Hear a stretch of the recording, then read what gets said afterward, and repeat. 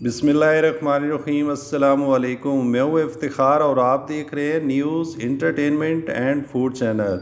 दोस्तों, रमज़ान शरीफ हो और अफ्तारी के टाइम पकौड़े ना हो तो मज़ा ही नहीं आता।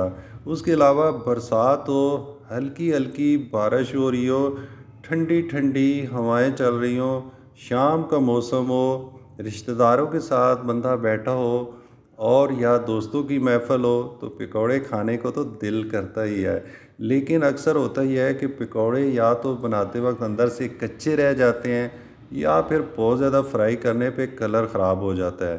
पकौड़े खाने में भी मज़ेदार होने चाहिए और दिखने में भी अच्छे लगने चाहिए। तो आज मैं आपके साथ लच्छेदार क्रिस्पी पकौड़े के सारे राज शेयर करूंगा।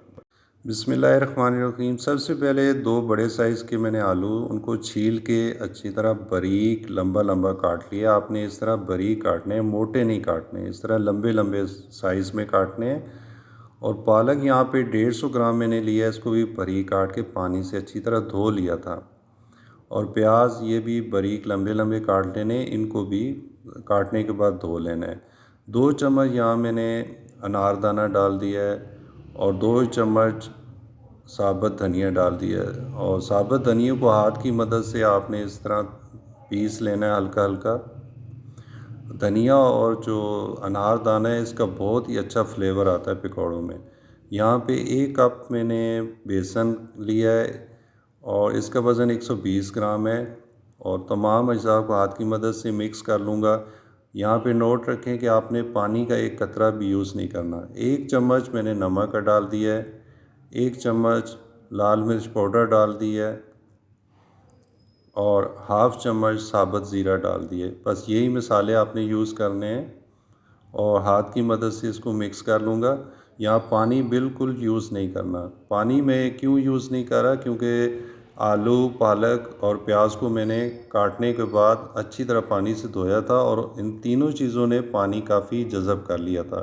उसी पानी में आपने बेसन को गूँथना है। अगर आप पानी डालेंगे तो आपके पकौड़े मज़ेदार नहीं बनेंगे। 2 चम्मच मैंने और बेसन डाल दिया। अगर आप महसूस करते हैं कि बेसन कम है तो थोड़ा सा बेसन और डालें, लेकिन यहाँ पे आपने नोट रखना है कि बेसन भी बहुत ज़्यादा नहीं डालना। 10 मिनट आपने इसको रेस्ट देना है। 10 मिनट के बाद आप देख सकते हैं कि ये बहुत ही अच्छी तरह सॉफ्ट हो गया, नरम हो गया। अब हाथ की मदद से इसके मैं पकौड़े बना लूँगा। ऑयल आपने पहले अच्छी तरह गरम कर लेना है।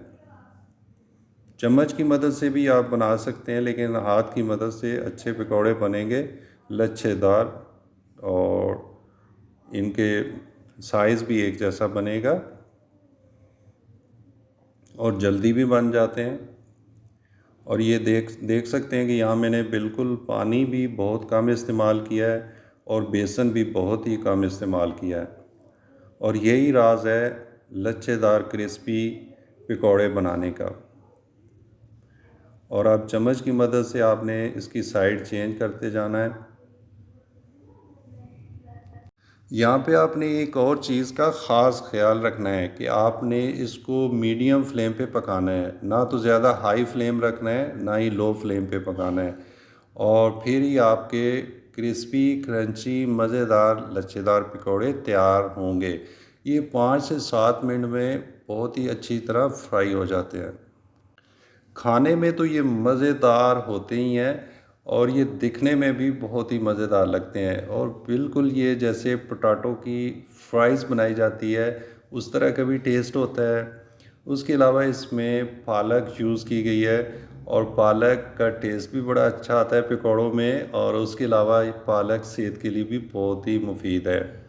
तो ये आप देख सकते हैं कि कितना ज़बरदस्त इनका कलर आया है, कितने क्रंची और क्रिस्पी लच्छेदार पकौड़े तैयार हुए हैं। आप ये ज़रूर ट्राई कीजिएगा। ख़ासकर रमज़ान शरीफ में तो अफ्तारी में पकौड़े ज़रूर ही बनाए जाते हैं। तो आप ये ज़रूर बनाएं अगर आप अफ्तार पार्टी कर रहे हैं। और उसके अलावा ये आम दिनों में, यानी जब बारिश का मौसम हो, ठंडी ठंडी हवाएं चल रही हों और आप अपने रिश्तेदारों के साथ, माँ बाप, बहन भाइयों के साथ बैठे हों, दोस्तों के साथ बैठे हों, तो आप ये पकौड़े शाम के टाइम या दोपहर के टाइम ज़रूर एंजॉय करें। तो ये आप ज़रूर बनाइएगा और मुझे बताइएगा कि आपकी रेसिपी कैसी बनी। Thank you for watching. अल्लाह हाफिज़।